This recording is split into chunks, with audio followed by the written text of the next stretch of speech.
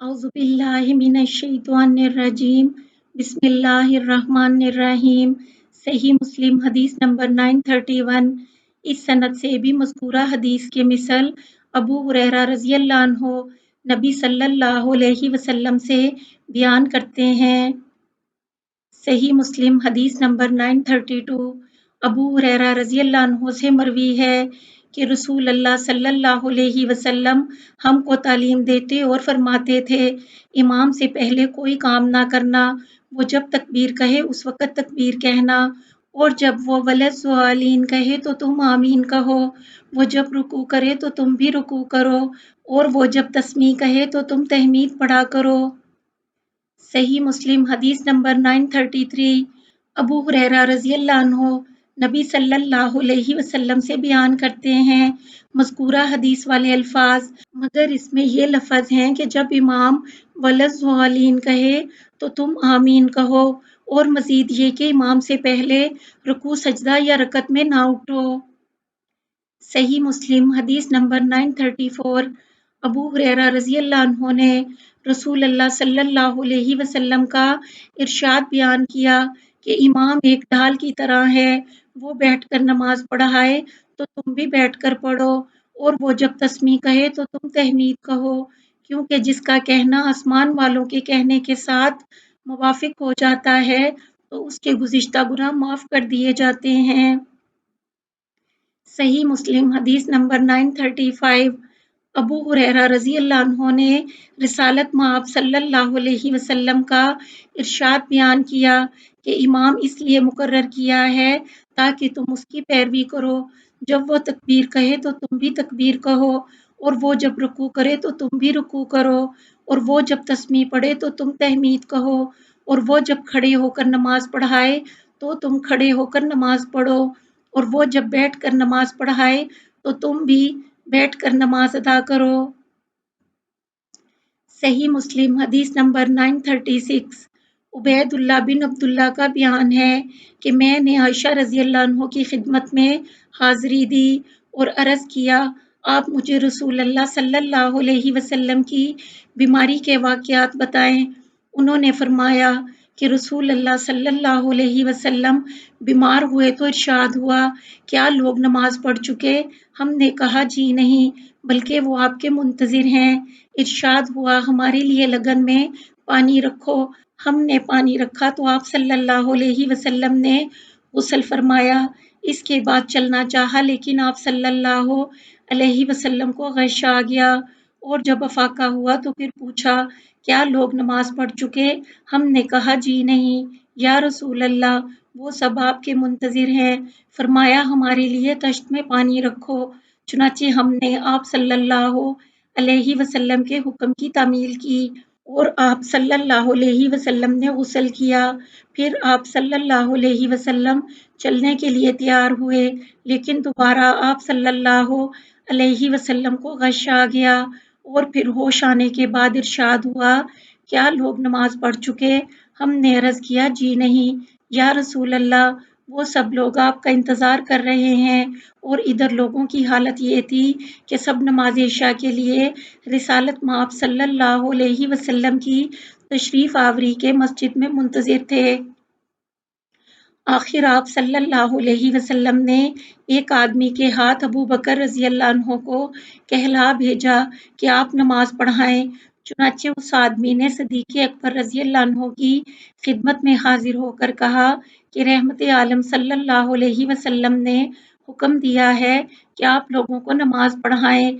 सदीक़ रज़ी अल्लाह अन्हु निहायत नरम दिल थे, वो जल्द रोने लगते थे, इसलिए उन्होंने उमर रज़ी अल्लाह अन्हु से कहा, ए उमर, तुम नमाज पढ़ा दो। जिस पर उमर रज़ी अल्लाह अन्हु ने कहा, जी नहीं, आप ही इमामत के ज़्यादा मुस्तहिक हैं, और आप ही को नमाज पढ़ाने के लिए हुक्म दिया गया है। चुनाचे सदीक़ अकबर रज़ी अल्लाह अन्हु ने कई दिन तक नमाज पढ़ाई। इस दौरान एक दिन रसूल अल्लाह सल्लल्लाहु अलैहि वसल्लम की तबीयत ज़रा हल्की हुई, तो आप सल्लल्लाहु अलैहि वसल्लम दो आदमियों का सहारा लेकर नमाज ज़ोहर के लिए मस्जिद में तशरीफ़ ले गए। इन दो आदमियों में से एक सैयदना अब्बास रज़ी अल्लाह अन्हु थे, जो आप सल्लल्लाहु अलैहि वसल्लम के चचा थे। غرض یہ کہ رسول اللہ صلی اللہ علیہ وسلم مسجد میں اس وقت پہنچے جب کہ صدیق اکبر رضی اللہ عنہ بحیثیت امام نماز پڑھا رہے تھے۔ انہوں نے جب رسول اللہ صلی اللہ علیہ وسلم کو دیکھا تو پیچھے ہٹنا چاہا، لیکن آپ صلی اللہ علیہ وسلم نے اشارے سے فرمایا پیچھے نہ ہٹو، اور اپنے ساتھ والوں سے فرمایا مجھے ابو بکر کے برابر بٹھا دو۔ چنانچہ ان دونوں نے آپ صلی اللہ علیہ وسلم کو ابو بکر صدیق رضی اللہ عنہ کے برابر بٹھا دیا۔ رسالت میں آپ صلی اللہ علیہ وسلم بیٹھے بیٹھے نماز پڑھنے لگے اور صدیق اکبر رضی اللہ عنہ ویسے ہی کھڑے کھڑے رسول اللہ صلی اللہ علیہ وسلم کی نماز میں پیروی کرنے لگے، گویا رسول اللہ صلی اللہ علیہ وسلم امام تھے اور صدیق اکبر رضی اللہ عنہ مقتدی، اور تمام صحابہ کرام رضی اللہ عنہ حسب سابق اس فرض نماز ظہر میں سیدنا صدیق اکبر رضی اللہ عنہ کی پیروی کر رہے تھے۔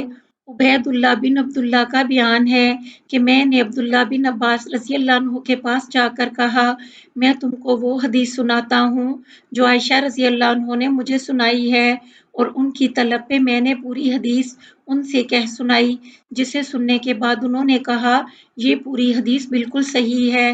پھر پوچھا دوسرے شخص جو رسول اللہ صلی اللہ علیہ وسلم کے ساتھ تھے کیا ان کا نام ام المومنین سیدہ عائشہ رضی اللہ عنہ نے نہیں بتایا؟ میں نے جواب دیا جی نہیں، تو انہوں نے کہا وہ دوسرے آدمی سیدنا علی رضی اللہ عنہ تھے۔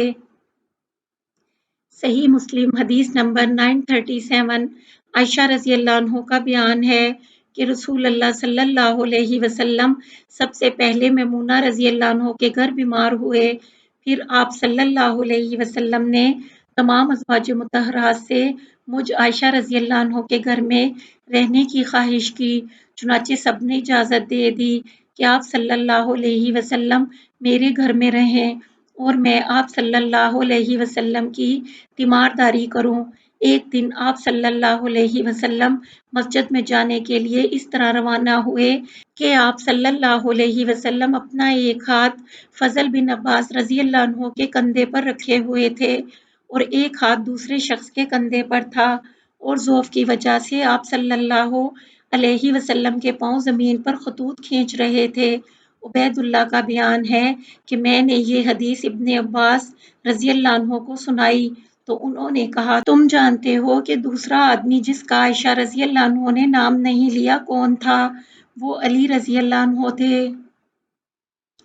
صحیح مسلم حدیث نمبر 938 سیدہ عائشہ رضی اللہ عنہ جو نبی کریم صلی اللہ علیہ وسلم کی بیوی ہیں بیان کرتی ہیں کہ جب رسول اللہ صلی اللہ علیہ وسلم زیادہ بیمار ہو گئے اور تکلیف کی شدت بڑھ گئی تو آپ صلی اللہ علیہ وسلم نے اپنی دوسری بیویوں سے اجازت طلب کر لی تاکہ بیماری کے دن میرے گھر گزاریں، تو انہوں نے اجازت دے دی۔